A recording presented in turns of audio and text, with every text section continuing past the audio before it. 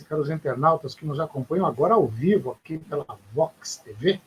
Hoje a gente vai falar de um dos temas que mais mexe com o poder político, com a economia. Vamos falar de reforma tributária, vamos falar de outras reformas e da necessidade de retomada da economia do país.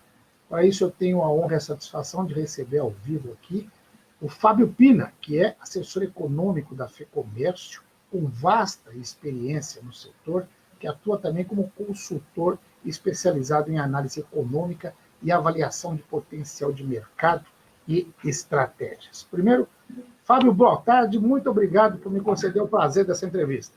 O prazer é todo meu, Joaquim. Eu que agradeço. Ótimo. Bom, nós vamos falar do Unidos pelo Brasil, que é um movimento aí que já vem há algum tempo se debatendo em função desses temas que eu falei. E eu estava lendo o material de vocês aí e vi que tem pelo menos 25 projetos de leis parados no Congresso Nacional que não são avaliados. Aliás, eu vou dizer o seguinte, eu tenho 44 anos de jornalismo e antes de eu ser jornalista, eu já ouvia muita gente dizendo nós precisamos de uma reforma tributária. Você não vai lembrar que você é bem mais novo, mas a Jovem Pan, por exemplo, tinha um slogan que falava Brasil, o país dos impostos. Isso era 1970, 70 e pouco. Não mudou quase nada. O que acontece que a gente não consegue fazer com que os nossos políticos votem esses projetos? Reforma administrativa, mexer com funcionalismo público parece que dá urticária no pessoal, não tem que saber. Reforma tributária, quando se fala assim, vamos criar mais um imposto. Parece que a reforma é para isso mesmo. Como é que é isso, Fábio? Conta para a gente. Primeiro problema da sua entrevista. Infelizmente, eu lembro dessa chamada da Jovem Pan, não sou tão novo assim. Eu já lembro da década de 70. Então, não parece, você está bem conservado. Mas eu lembro do presidente Geisel, estou ficando bem velho já. Pouca gente lembra, você começa a perceber que você está ficando velho quando pouca gente lembra dos presidentes que você lembra. Então, já está acontecendo isso comigo. Mas vamos lá, a federação está pela... Não é a primeira vez que a federação fala disso, mas dessa vez com um enfoque mais direto, mais incisivo. A gente sempre inverte a discussão, Joaquim, a gente sempre inverte. A gente tem que saber qual estado a gente quer, é maior, é menor, essa discussão eu acho que ela é válida. Acredito que hoje há uma noção maior na sociedade de que o Estado, primeiro, a federação nunca embarcou na ideia de Estado mínimo, é o Estado ideal, a gente sempre chamou de Estado ideal. Agora eu ouço algumas pessoas falando, porque a gente percebe a falta do Estado em alguns lugares e o excesso de Estado em outros. Então, talvez ele tenha que ser maior até em algumas atividades, ou melhor, ou mais eficiente, e menor em outras. Isso é evidente. Desculpe. Não, tranquilo, pode ir. Isso a entrevista ao vivo é assim. Então, isso é evidente.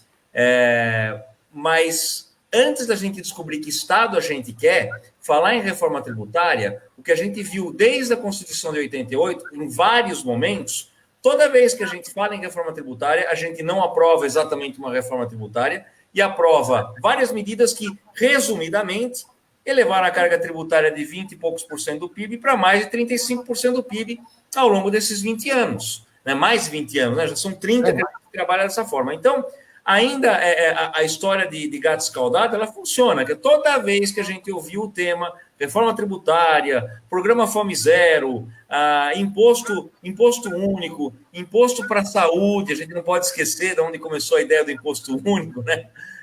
Só o coitado do Adib Jatene acreditou que aquele imposto iria só para a saúde. CPMF, né?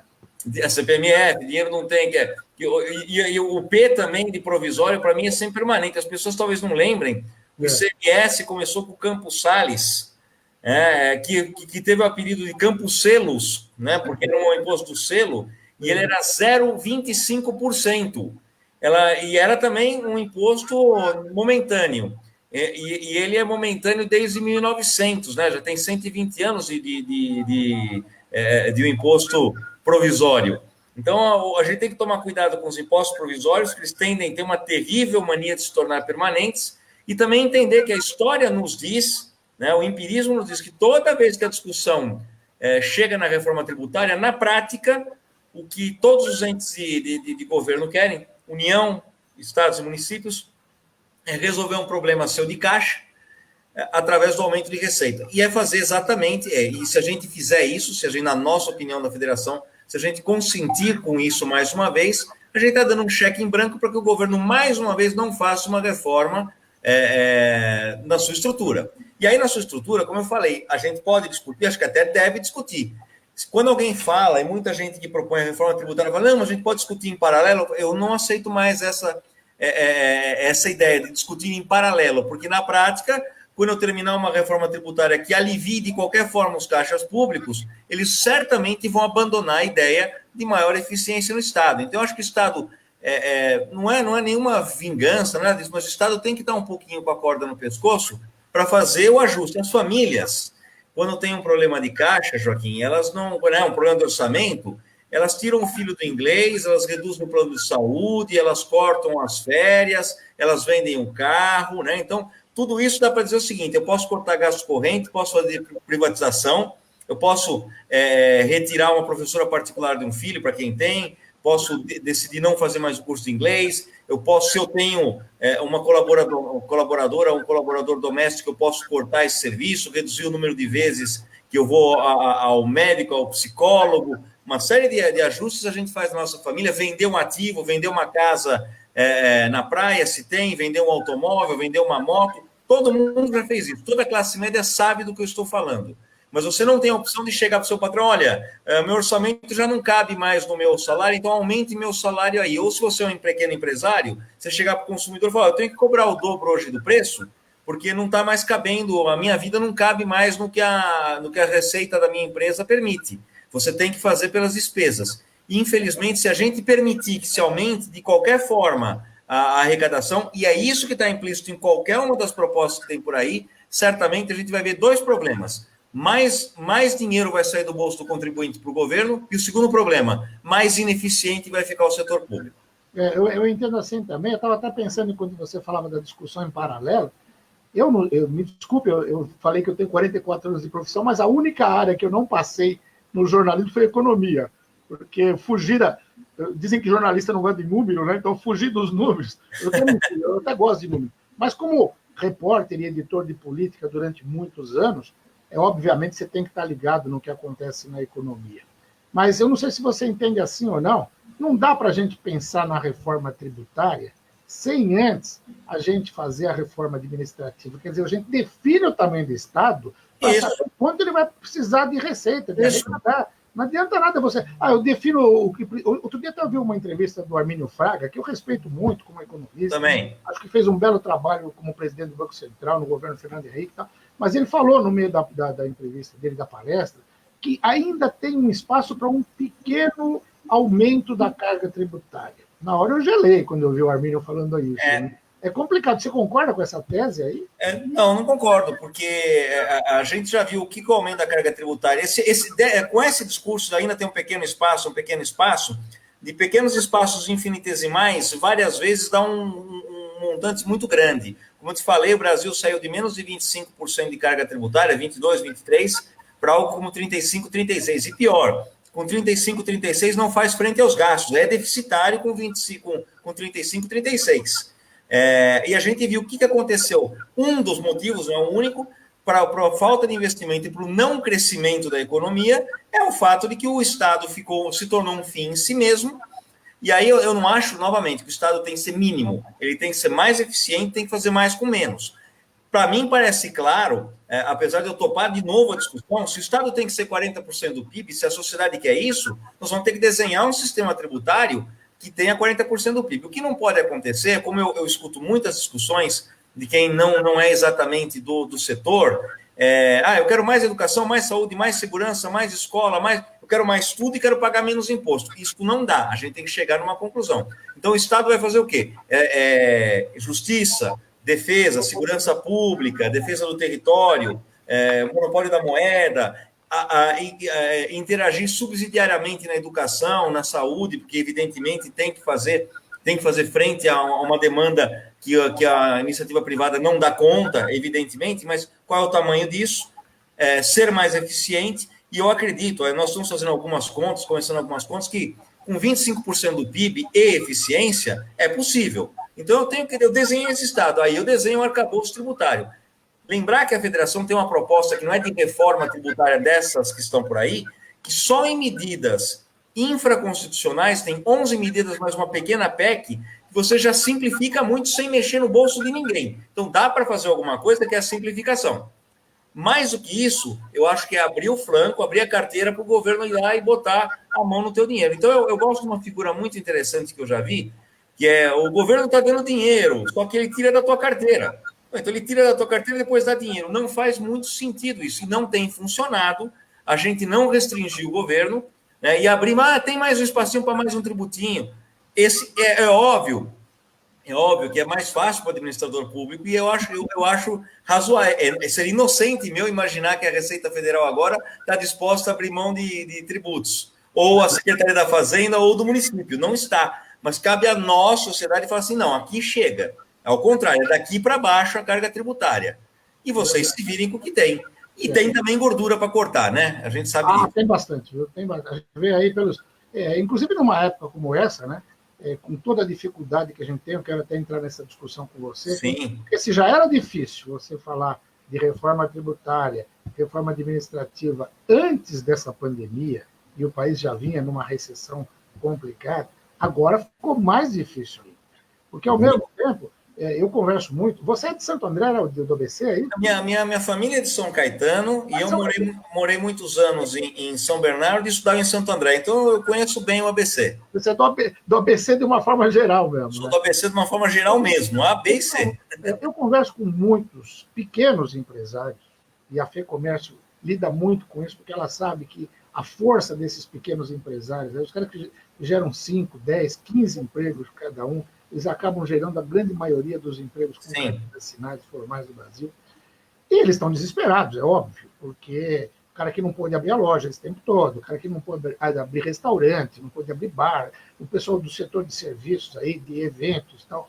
Como é que a gente consegue fazer todo esse movimento, que é importante, e eu vejo na proposta de vocês também, que fala em desenvolvimento sustentável, com responsabilidade ambiental, responsabilidade social, isso aí tudo que é necessário.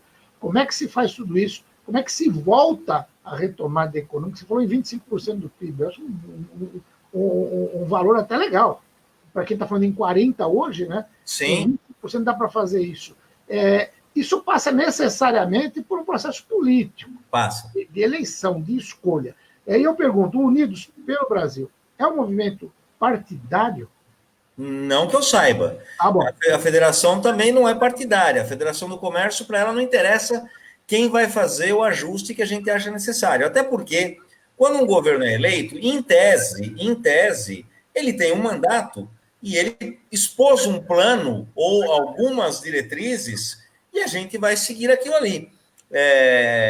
Se o governo de turno quer mais ou menos Estado, não tem muito o que fazer. E passa pela casa, pela Câmara, que é a casa do povo novamente, que é a voz do povo, e vai dizer, olha, eu quero mais Estado. Novamente, o que não dá para a gente precisa explicar isso para a população, porque parece que existe dinheiro de graça, que é só emitir dinheiro e eu resolvo todos os problemas. Se fosse assim... A gente já viu ex-presidentes aí, presidentes falando assim, isso é fácil, é só ir lá na Casa da Moeda e mandar imprimir dinheiro, né? Não tem problema. Então, mas eu também gostaria de fazer isso, né? Se puder imprimir um pouco para mim, eu também gostaria. Eu não estaria aqui perdendo minha tarde, trabalhando, vendendo minha força de trabalho. Eu estaria na beira da praia, né? Sem fazer mais nada, porque bastava o governo me dar uma renda enorme. Isso não existe, Joaquim. Infelizmente, isso não é verdade. Eu acho muito importante a gente lembrar que esse governo foi eleito e o discurso econômico era de aliviar o tamanho do Estado. A pandemia veio no meio, ok, mas ela é por tempo limitado. Essa pandemia, a lógica tem que continuar sendo reduzir o tamanho do Estado sem perder o atendimento ao público, ou seja, tem que ser mais eficiente. E a gente sabe que tem gargalos, eu nem quero entrar em quais são os gargalos, porque eu não quero ser injusto, porque alguns funcionários públicos, muitos, a maioria, inclusive, trabalham em condições bastante adversas, mas existem abusos, existe abuso, existe alguns pequenos privilégios, existe também um pouco de descontrole, que bastava controlar um pouquinho melhor, um pouco mais de gestão, que certamente a gente economizaria muitos recursos. Então, acho que a gente tem que fazer uma reforma administrativa, tem que repensar o tamanho do Estado, sem prejudicar muito os funcionários atuais, porque eu também entendo que eles tomaram suas decisões baseado na realidade que se apresentou há 20 ou 30 anos, mas vamos lá, mais ou menos 25% a 30% dos funcionários vão se aposentar nos próximos 5 anos. Se a gente combinar que os próximos funcionários públicos, em todos os segmentos, terão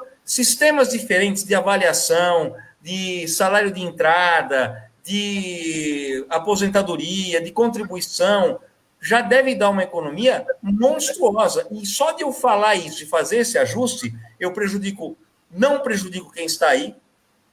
Basta cumprir o teto de salário, também vai ter uma economia de 30, 40 bilhões, isso ninguém fala. Se eu cumprir o teto de salários, onde ele não é cumprido, onde ele é descumprido, já dá uma economia de 30, 40 bilhões de reais por ano, não é irrelevante.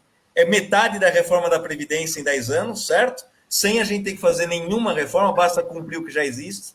E mais, adotar um procedimento para os próximos funcionários que vão entrar, um procedimento diferente, tanto de promoções, quanto de salário de entrada, quanto de férias, quanto de licença remunerada, uma série de coisas que existem aí hoje. Eu não prejudico quem tomou sua decisão no passado, que também é legítimo, tomei essa decisão porque era assim. E, ao mesmo tempo, eu dou um alívio enorme para o setor público e privado, porque eu vou poder abrir espaço para reduzir juros, para reduzir tributos também, juros, mas para reduzir tributos. Então, é lembrar o seguinte, só o fato de eu falar isso, se a gente começar a agir nessa forma, o mercado já antecipa uma melhoria futura, percebe que o Brasil pode conviver, por exemplo, com a dívida pública aumentou muito por conta da pandemia, era natural que fosse aumentar. Em fazendo isso, garantindo que eu não vou explodir as contas públicas nos próximos anos, a gente vai conseguir servir a dívida pública maior com juro menor. Quer dizer, eu consigo fazer com que essa pandemia tenha um efeito muito menor com relação a deletério com relação ao futuro do que pode ser se a gente não tiver um controle. Agora, esse controle não pode ser através do bolso do contribuinte. Você lembrou bem, a empresa que já pagava muitos tributos, algumas delas já estavam em refis. Quando começar 2021, elas vão ter que pagar o tributo que ficou diferido, o tributo do mês, mais o refis com vendas fracas. Acho que isso não vai acontecer. Nós vamos destruir o resto do tecido empresarial do país. Correto. A tua análise para 2021, em rápidas palavras, como é que você vê o cenário aí? Bom, depende muito do que a gente vai fazer, nós, internamente, com a dívida pública. Eu acho que, por isso que eu acredito, se a gente tentar resolver a dívida pública com mais tributo, nós vamos esgarçar as empresas. Né? Eu não gosto muito da ideia, não, mas nós temos muitos subsídios, vamos tirar os subsídios. Muitos desses subsídios, entre aspas, como, por exemplo, que se fala subsídio, o simples e o lucro presumido, nada mais são do que instrumentos para que um pequeno empresário consiga vencer todo o manicômio tributário e toda a carga escorchante que é no Brasil. E também há erros de cálculo, né? Não, o empresário paga menos do que quando ele é CLT, então é uma pejotização. Também não é verdade que a CLT você tem outros direitos que o empresário não tem, sendo que o empresário corre mais risco, em tese, né, do que um empregado CLTista. Então, tem uma série de desentendimentos, talvez propositais aí. Agora, eu não posso, depois que eu formalizei todo esse time, de que eu incentivei gente a empreender, botei todo mundo no cercadinho, falei agora do cercadinho, esse cercadinho serviu para aumentar muito a arrecadação ao longo dos últimos anos, né? Formalizando empresa, etc., que é bacana, porque é mais simples e dá para você ter um respiro se você é uma pequena empresa. Agora eu pego e levo essas empresas para o abatedouro. Então, se eu tentar fazer o ajuste fiscal através das empresas, eu talvez tenha o pior dos mundos, que é quebrar a empresa, reduzir a arrecadação e o PIB. Se eu sinalizar que eu vou fazer uma reforma administrativa, que ela não precisa ser tão agressiva, eu não preciso cortar 50% de funcionário, acabar com o salário deles, nada disso.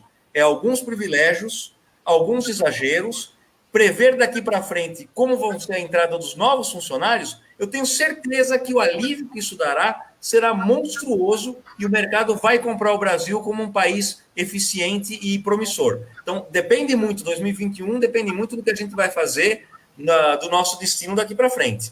Eu sou otimista se a gente partir para uma reforma administrativa, previamente uma reforma tributária. Se for o contrário, eu sou pessimista. Vai tentar aumentar a carga tributária, nós vamos recolher o pior dos mundos. Correto. Olha, eu ficaria aqui mais o resto da tarde. É uma pena que o tempo de televisão é curto. É uma pena. Então, olha, você tem mais um minuto para alguma coisa que você queira dizer que eu não perguntei, que você acha importante para a gente poder acrescentar, Fábio? Não, na realidade, eu gosto sempre de lembrar o seguinte, eu não gosto de nenhuma reforma truculenta. Então, também falar numa reforma administrativa, vamos apontar o dedo para o funcionalismo público e falar assim, é você. Eu acho que isso é também de uma enorme injustiça. Então, já existe o teto. Vamos cumprir o teto? O teto do salário está aí para cumprir. Eu não acho que ninguém vai passar fome com 39 mil reais, certo? Existem 30%, 25% dos funcionários se aposentando num curto prazo.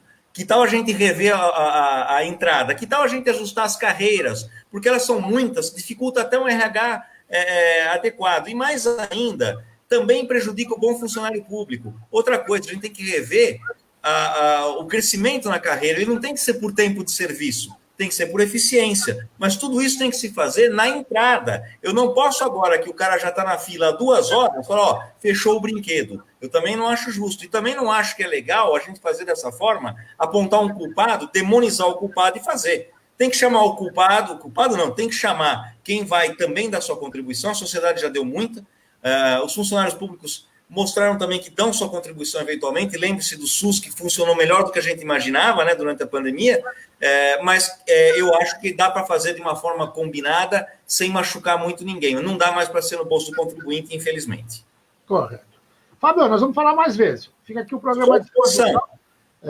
À tua disposição, à disposição da FEComércio, que a gente acompanha. A gente tem uma relação muito boa também com todas as entidades aqui que representam os empresários do setor do comércio e indústria, as associações comerciais, as câmaras de dirigentes lojistas, todos eles aqui fazem parte do nosso hall de entrevistados constantemente. A gente está aqui à disposição. Obrigado pela entrevista e até uma próxima. Viu? Nós também. Muito obrigado, Joaquim. Fábio Pina, assessor econômico da FEComércio São Paulo, conversou com você.